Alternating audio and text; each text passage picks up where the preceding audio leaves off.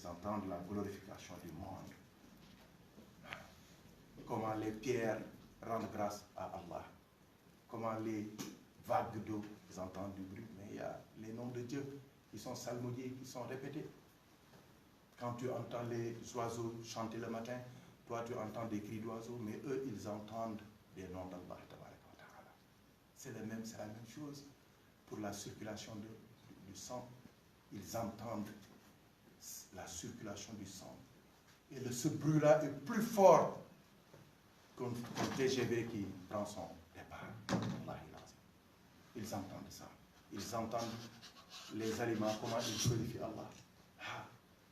Ils entendent tous les éléments de l'existence, comment ils glorifient Allah.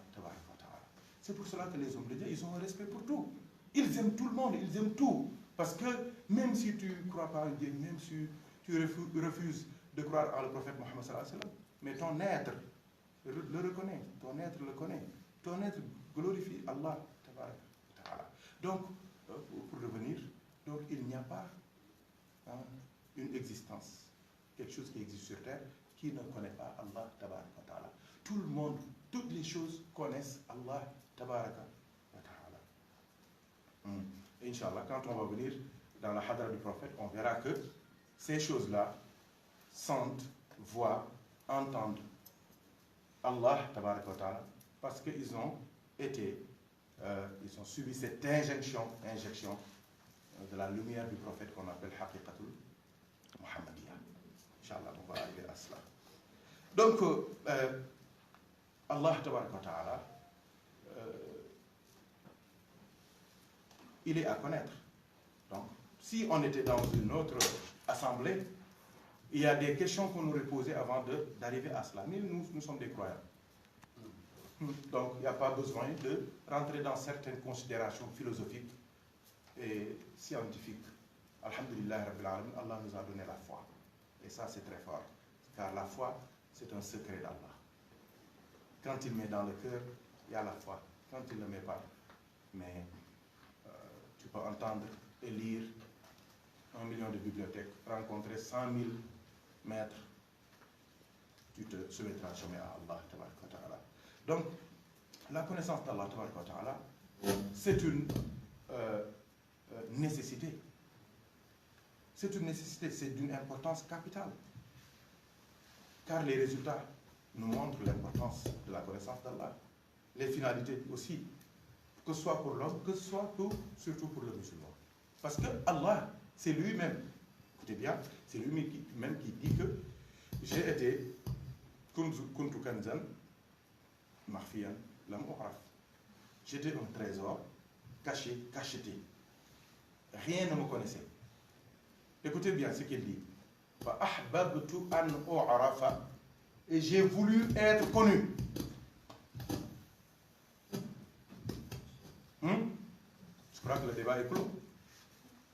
Pour la réponse là, si on peut connaître Allah, si on doit connaître Allah, si la connaissance d'Allah est une nécessité, et si elle est d'une importance, ou bien quel est le degré d'importance que ça a, c'est Allah lui-même qui nous dit dans un hadith al-Qudusi, Kuntu kanzan makhfiyat.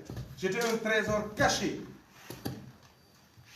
Fa ahbabtu an u'raf. J'ai aimé être connu.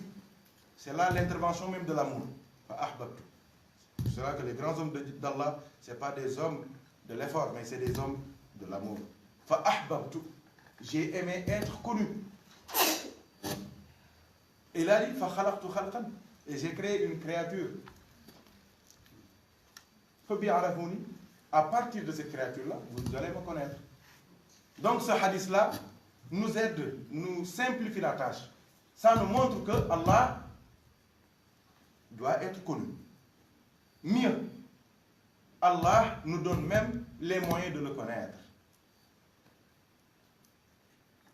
C'est une nécessité pour le croyant, parce que j'ai déjà parlé de l'existence, donc tout le monde connaît Allah. Toutes les choses connaissent Allah. Inch'Allah, si on peut approfondir, mais je ne veux pas bourrer les têtes, c'est pour cela que j'ai frôlé ça. Donc, Masha'Allah, Allah a voulu être connu. Et là, il a créé le prophète Muhammad sallallahu alayhi wa sallam. C'est pour cela qu'on ne peut pas seulement traiter la connaissance d'Allah, on est obligé de toucher la connaissance du prophète Muhammad sallallahu alayhi wa sallam. Car c'est Allah qui le veut comme ça. Et ça depuis l'existence, parce que c'est la deuxième existence après l'existence d'Allah, bien que l'existence d'Allah n'est pas comparable à toutes les autres existences. Hayyun qabla kulli hayyin, wa hayyun ba'da kulli hayyin, wa hayyun ba'da kulli mayyitin wa hayy, wa hayyun lam yarith al-hayata min hayy. Il y a quelque temps, ceux qui nous suivent, cet exemple, sur Facebook, ont vu qu'on a pris un mois pour étudier avec les frères. C'est eux qui ont fait le travail, c'est des scientifiques, c'est des ingénieurs. On a fait un travail sur un certain Stephen Hawking. Je crois qu'il y en a qui l'ont vu sur Facebook, sur YouTube. Un grand astrophysicien. Vous le connaissez un petit peu? Avec le fauteuil roulant là. Il est décédé, il est anglais, il est né à Oxford.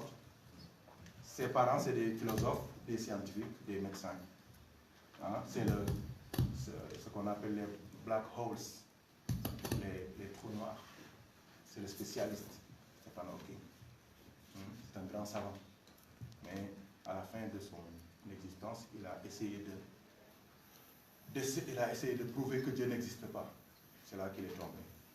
Et nous aussi, on a voulu le répondre à titre posthume pour lui dire que, en réalité, Dieu existe. Tu t'es trompé, monsieur Hawking. Alhamdulillah Rabbil Alamin. On l'a fait en wolof, en français, en anglais et en arabe. Pour qu'il ne peut pas être. Il va nous. C'est pas Hawking.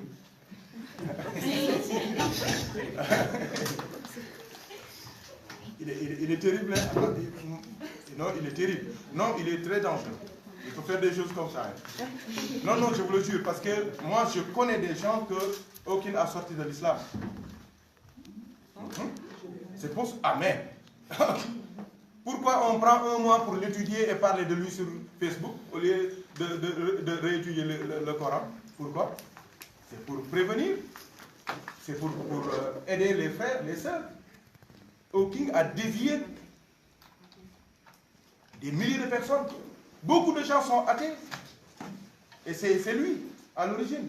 Beaucoup de gens sont dubitatifs maintenant. Ils se posent des questions sur l'islam, sur le barzakh, sur le jour du jugement dernier, sur l'atmosphère. C'est lui. Parce qu'il a un raisonnement et une rigueur scientifique incomparable à celle des autres. Il est très dangereux.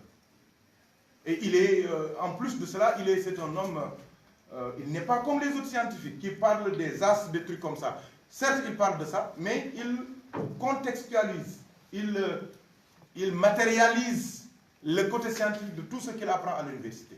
Donc c'est plus facile de convaincre les gens. Donc, alhamdulillah Rabbil Alamin, Dieu nous a aidés. Et tous les gens qui ont écouté le travail, donc moi j'ai seulement coaché, mais j'ai convoqué des scientifiques de partout presque, des États-Unis, des jeunes qui travaillent dans le domaine, qui sont des professeurs de physique, de chimie, des professeurs d'informatique. C'est eux qui ont fait le travail, alhamdulillah. On a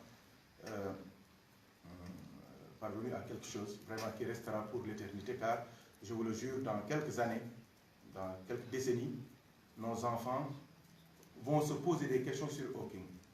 Et nous, on voudrait que, si ça arrive, ils trouvent les réponses déjà. Sinon, il va tous les amener en enfer. Ça, c'est sûr. Ah oui, il est dangereux. Donc, les questions que Hawking a posées, c'est les mêmes questions que les hommes se posent, ce qu'on appelle les questions métaphysiques. Tout le monde pose ces questions. Que ce soit le bébé français, l'enfant sénégalais, l'enfant banyamoulengue, tout le monde pose les mêmes questions. Si Dieu est blanc, il est noir, il est en haut, il est en bas, si Dieu est femme, si Dieu est homme, c'est des questions métaphysiques, c'est automatique. Donc, même ces questions, le prophète sallallahu alayhi wa sallam n'a pas échappé à ça. Il y a quelqu'un qui était venu lui demander où était Dieu avant l'existence de l'existence. Et il y a quelqu'un qui a demandé Sidna Ali même, depuis quand Dieu a commencé à exister. Dieu a commencé à exister. Mais écoutez la réponse de celui qui est sorti de l'université du prophète Mohammed. Parce qu'il y a des questions, on répond à ces questions par des questions. Ah oui, il lui a dit, depuis quand Dieu a commencé à exister? Il lui a dit, depuis quand Dieu n'a pas existé? Vous avez vu la subtilité? Depuis quand Dieu a cessé d'exister pour commencer à exister? Bouche bée. Ça ne bouge plus. Ça, c'est les vrais coups. Inch'Allah. Donc, Allah Ta'ala, les gens continueront à le chercher. À le chercher. Il s'appelle, parmi ces noms, il y a As-Samad. Allahu As-Samad. C'est lui que tout le monde cherche. C'est As-Samad. Soit tu le cherches et tu prends la bonne voie à travers le prophète Mohammed, soit tu le cherches à travers le nafs, à travers l'intellect, à travers les connaissances, à travers les livres. Et là, on se trompe. C'est pour cela qu'Allah, tellement il a pitié de nous qu'il a envoyé 124 000 prophètes. 124 000, 313 envoyés, avec des législations. Et après cela, il a laissé cet héritage à travers le prophète Mohammed. Le prophète a dit Al-ulama ou warathul anbiya. Les savants de ma communauté sont les héritiers des prophètes. Pas lui seulement, mais tous les prophètes. Leur savoir, leur science, leur héritage est entre les mains des savants. Et ça continue jusqu'à la fin des temps. Donc, parce que l'homme est obligé de chercher Allah Tabaraka wa Ta'ala. Un jour, je l'avais dit, quand on était au lycée, quand je parlais de ça, de la connaissance d'Allah, il y a quelqu'un qui me dit non, même les athées, il y a des gens qui croient en rien. Je lui dis, vous vous trompez, les athées croient en l'athéisme. Donc ils croient en quelque chose. On ne peut pas ne pas croire. C'est impossible, car l'homme est créé dans les ADN de l'homme. Dans l'ADN de l'homme, il y a une dose de divinité. Parce que innama amruhu iza arada shay'an an yaqula lahu kun fayakun. L'esprit de l'homme est insufflé. C'est un souffle divin. C'est pour cela que l'homme est obligé de rechercher Allah. Il y a cette odeur-là qui cherche. C'est pour cela même que même les plus grands athées du monde, quand ils meurent, ils regardent vers où? Vers le ciel, mon frère. Ils recherchent Allah. Ils suivent l'esprit qui retourne à son origine. Pourquoi? Parce qu'il est obligé de chercher Allah. Mais il n'a pas eu la chance de rencontrer le prophète Mohammed sallallahu alayhi wa sallam qui lui explique cet esprit-là qui était en lui, qui est vraiment une grande manifestation d'Allah Tabaraka wa Ta'ala. Donc, Alhamdulillah Rabbil Alamin, ça c'est une réflexion un peu aérienne, mais dans le Coran, on descend un petit peu, Inch'Allah, dans la Sunna, dans les paroles des awliya, on retrouve des versets, des hadiths du prophète, des paroles des awliya qui nous montrent de manière claire, limpide, précise et nette cette connaissance d'Allah Tabaraka wa Ta'ala, qui est une nécessité pour l'homme.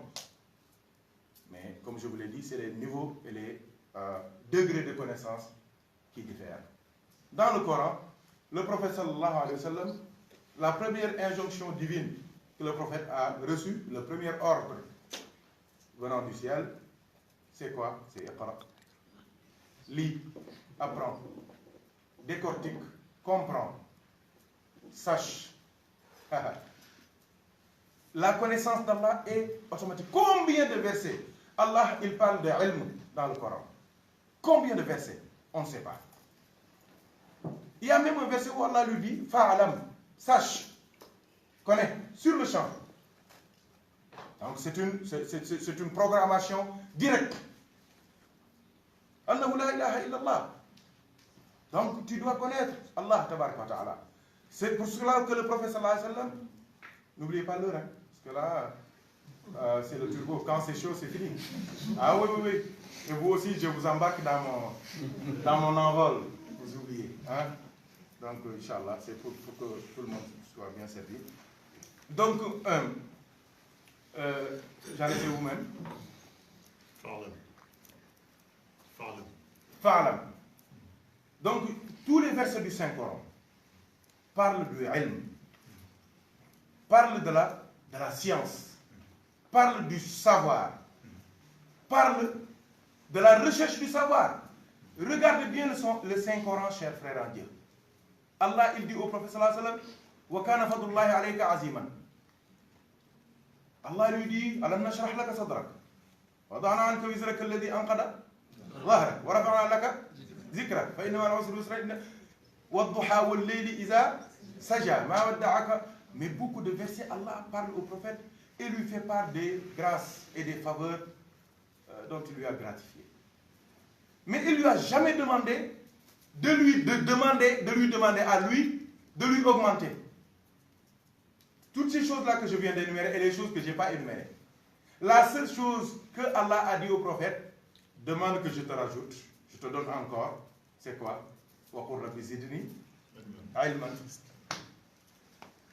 Et ça, c'est le nœud du Coran. Le prophète sallallahu alayhi wa sallam, il connaît. C'est la source de toutes les connaissances, ésotériques et exotériques. Les connaissances visibles et cachées. Les connaissances ultérieures et postérieures. Les connaissances scientifiques comme les connaissances d'ordre général. Toutes les connaissances se regroupent dans la hadra du prophète Mohammed sallallahu alayhi wa sallam. C'est pour cela que Maulana Cheikh Tidiane l'appelle Al-Kanz al-A'zam, le trésor suprême. Le trésor suprême, c'est le jackpot. Quand tu le touches, tu ne cherches plus rien. Parce que tout est enfui en lui. Tout est regroupé en lui, sallallahu alayhi wa sallam. Il connaît tout. Il connaît toutes les sciences. Même les sciences qu'on découvre après lui, ça vient de son madad, sallallahu alayhi wa sallam. Ça vient de son influx, de sa théophanie, sallallahu alayhi wa sallam. Mais Allah lui dit, wa qur rabbi zidni ilman. Allah, augmente-moi, donne-moi encore de la science. Et la science du prophète sallallahu alayhi wa sallam, c'est quelle science? C'est la science par rapport à Allah, c'est la science divine, c'est la connaissance d'Allah tabaraka wa ta'ala. Donc, le prophète sallallahu alayhi wa sallam, il a ce niveau très élevé de la science. Et là, sa mission a commencé. Et il a aidé les gens maintenant à connaître Allah selon les niveaux. C'est pour cela qu'il y a un grand savant, un grand saint qui dit Ajibtu liman shakka fillahi wa huwa yara khalqa Allah. Wa ajibtu liman nasiya al-mawta wa huwa yara al-mawt. Wa ajibtu liman ankara النشأة الأولى وهو يرى النشأة الأولى الأخرى وهو يرى النشأة الأولى.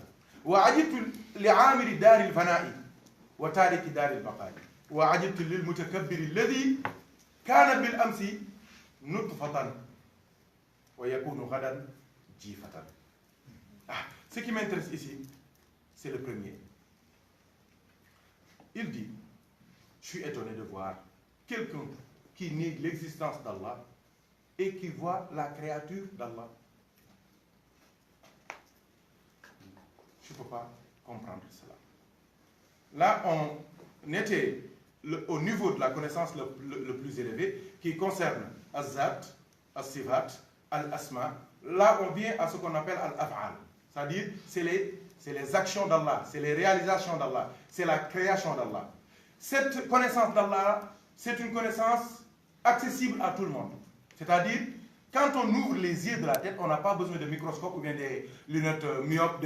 On n'a pas besoin de ça. On ouvre les yeux de la tête, on regarde, on voit la création, les créatures d'Allah, que ce soit la flore, la faune, les montagnes, tout cela, c'est la création d'Allah. Tabaraka wa ta'ala. Et quand Allah veut guider quelqu'un, il lui permet, doté hein, il ôte en lui, il enlève, je veux dire, en lui, le voile qui se cache sur ces créatures-là pour voir le Créateur. Vous voyez ce que je veux dire? C'est la chose à laquelle je faisais allusion tout à l'heure sur l'ouverture spirituelle. Mais les ouvertures spirituelles, c'est à des niveaux aussi différents. Donc, les hommes, en regardant seulement l'atmosphère, l'univers, les multivers, les montagnes, la mer, les animaux, les serpents, c'est l'un des animaux les plus étudiés. Les serpents, les baleines, subhanallah. En regardant ces créatures, en les regardant avec l'œil de l'amour d'Allah, de l'humilité, on va voir que ça ne peut provenir que d'un être parfait. Et cet être-là, c'est Allah tabaraka wa ta'ala.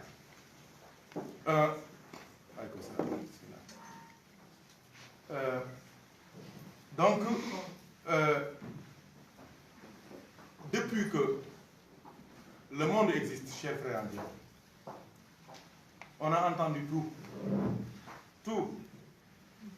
Il y a des tyrans, il y a des despotes, il y a des dictateurs, il y a des sanguinaires sur terre, il y a des conquérants, il y a des présidents très puissants, des rois très puissants sur terre. Il y a des grands savants. Je viens de citer Stephen Hawking. Ouais, on l'a charcuté. Il mérite ça, quand même. Il y a un grand savant aussi qu'on appelle Albert Einstein. Il y a des grands écrivains, Chateaubriand, Gustave Flaubert, qui encore, Victor Hugo. Ils ont écrit sur tout, sur la nature, sur les animaux, sur tout. Il y a les grands philosophes, Emmanuel Kant, Schopenhauer, qui encore, Hegel, Descartes, Jean-Paul Sartre, qui encore, Hajar Sall, ces grands philosophes. Mais la liste est longue, chers frères en Dieu. Je veux dire, je fais allusion aux docteurs, aux médecins, aux scientifiques, à toutes les corporations du monde. Ils ont tout dit, ils ont tout publié. Ils ont réclamé tout. Mais est-ce que vous avez entendu parmi eux quelqu'un dire que c'est lui qui a créé le monde? C'est une question que je pose à tout le monde. Oui, les noms? Ndax mus ngeen a dégg ko wax ne moo bind? Man de musuma ko dégg. Je ne l'ai jamais entendu. Pourtant, wallahi, c'est des gens qui aiment la gloire. Ils ont tout fait pour découvrir des choses que personne n'a découvertes sur Terre. Pour inventer des choses. Pour résoudre des énigmes. Répondre à des questions. Ils ont tout fait. Albert Einstein, c'est un dieu. Hawking, c'est un dieu. Mais Emmanuel Kant, c'est un dieu. Hegel, c'est un dieu. Victor Hugo, c'est un dieu. Mais jamais, jamais, personne n'a dit qu'il a créé le monde.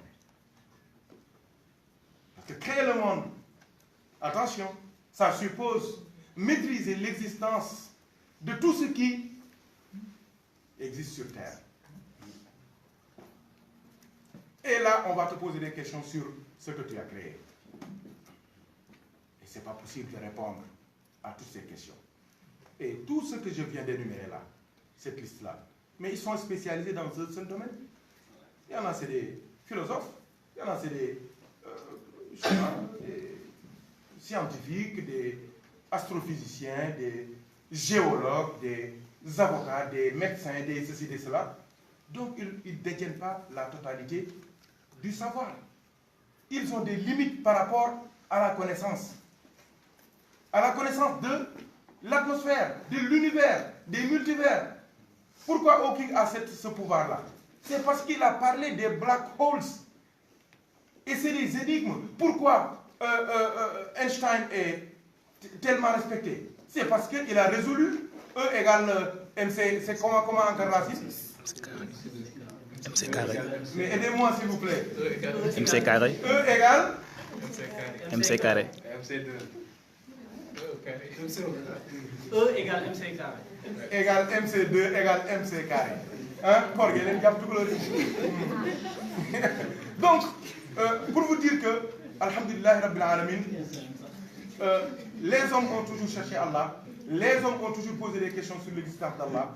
Donc maintenant le problème c'est que le doute c'est important, les questions c'est important, mais aussi il faut savoir poser les bonnes questions aux bonnes personnes. Parce que quand on pose mal sa question, on risque d'avoir des problèmes parce qu'on n'a pas la bonne réponse.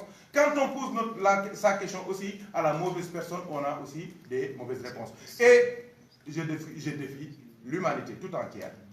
Depuis l'existence de l'homme sur Terre, personne, ni aucun courant, ni aucune religion, ni aucune pensée sur Terre n'a fourni autant d'informations sur l'atmosphère, la Terre, l'existence que le Saint-Coran. Lisez le Saint-Coran et vous verrez. Et chaque fois, comme l'avait dit Abdullah ibn Rawahata, وَفِينَا رَسُولُ اللَّهِ يَتْلُو كِتَابَهُ إِذَا انشَقَّ مَعْرُوفٌ مِنَ الصُّبْحِ سَاطِعٌ. Donc, il dit que le prophète Mohammed sallallahu alayhi wa sallam, tout ce qu'il dit, c'est que, et que tu ne comprends pas, c'est que ce n'est pas pour ta génération, ce n'est pas pour toi. Crois en ce qu'il a dit et attends.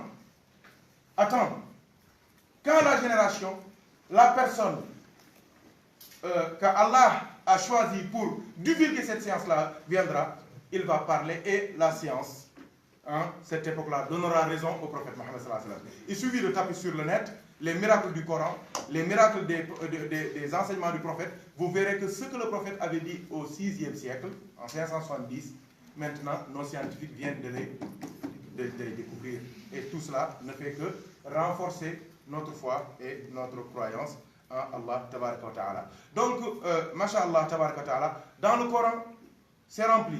Dans la sunna du prophète Mohammed sallallahu alayhi wa sallam, il n'y a que ça, il n'y a que des enseignements qui nous poussent vers la recherche de la connaissance d'Allah tabaraka wa ta'ala. Donc, cette connaissance-là a connu une évolution. Le prophète sallallahu alayhi wa sallam, comme je vous l'ai dit, c'est la source même, c'est l'origine, c'est le début, le commencement, l'originalité de toutes les connaissances sallallahu alayhi wa sallam. Avec le temps, il a enseigné ces connaissances-là à ses compagnons. Sayyidina Abu Bakr ibn Siddiq, on le connaît. Sayyidina Omar ibn Khattab, on le connaît. Sayyidina Othman ibn Affan, Sayyidina Ali ibn Abi Talib. Et ça a continué avec le temps. Ça a continué. Ils ont donné ce savoir-là.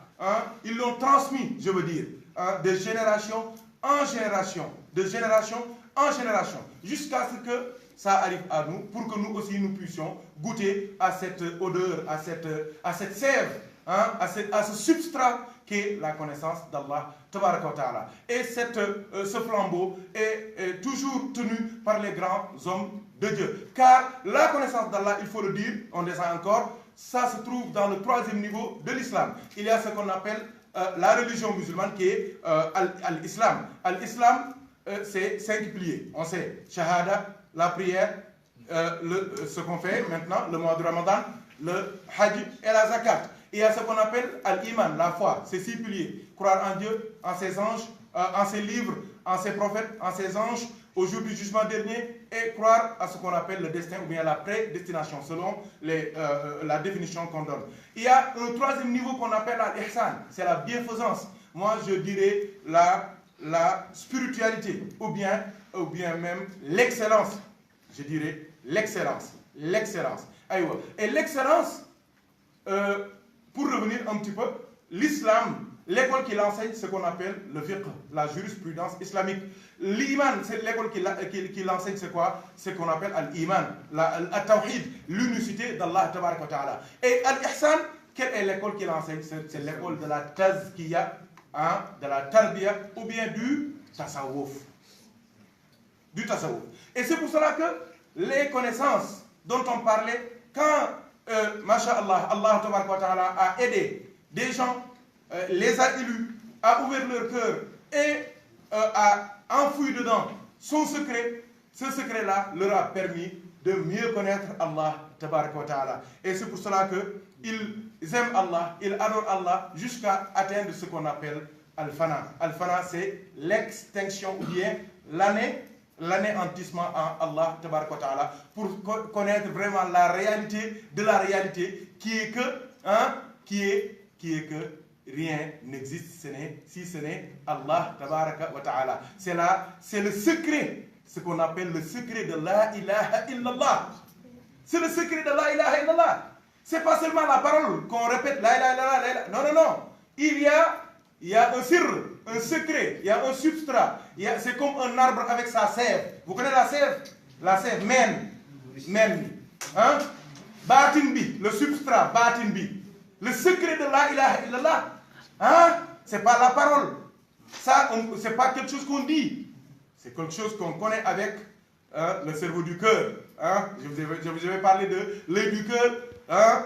De la langue du cœur, mais aussi il y a le lieu de concentration des lumières dans le cœur, et c'est ce lieu-là, ce fouad-là, cette zone-là qui va connaître le secret de la ilaha illallah. Et quand tu connais le secret de la ilaha illallah, tu vas savoir que tout ce que tu vois sur terre n'existe pas, mais c'est Allah qui existe. Tu vas voir que tout ce qui existe sur terre n'est que voile, mais c'est Allah qui est apparent. Tout est caché, mais c'est Allah qui est apparent. Parce que tout ce que tu peux dire sur terre que cela existe, un jour, tôt ou tard, ça va finir. Si c'est un homme, il va finir par mourir. Si c'est un bâtiment, tôt ou tard, ça va tomber. Si c'est un pouvoir, tôt ou tard, ça va tomber. Si c'est un système, tôt ou tard, ça va tomber. Tout ce qui existe sur terre est voué à la fin, à la finition. Et Allah Ta'ala, c'est lui qui va vraiment hériter de la terre et de tout ce qui est à l'intérieur. C'est ce qu'on appelle dans le domaine de la connaissance divine, de la connaissance d'Allah, ce qu'on appelle Al-Fana. Le Fana, ça c'est pour les soufis. Mais moi, souvent quand les frères me demandent à propos du Fana, je leur dis le Fana, c'est pas quelque chose qu'on peut expliquer avec des mots. C'est quelque chose qu'on vit. C'est ce qu'on appelle en philosophie l'ineffable. Hein? L'ineffable. Tu sais la chose, tu connais la chose, mais tu n'as pas les mots pour l'expliquer. Et souvent, ça nous arrive, hein? On est tellement énervé qu'on se tait. Parce que chaque mot qui vient, tu dis, ah non, tu n'es pas suffisant. Tu n'es pas assez. Souvent, tu es tellement content que tu te tais. Parce que tu veux tellement dire merci, tu veux tellement que tu te tais. C'est ce qu'on appelle l'ineffable en philosophie. Hein? Et le Fana, c'est l'ineffable. Personne ne peut expliquer ça, parce que c'est une expérience personnelle. C'est une expérience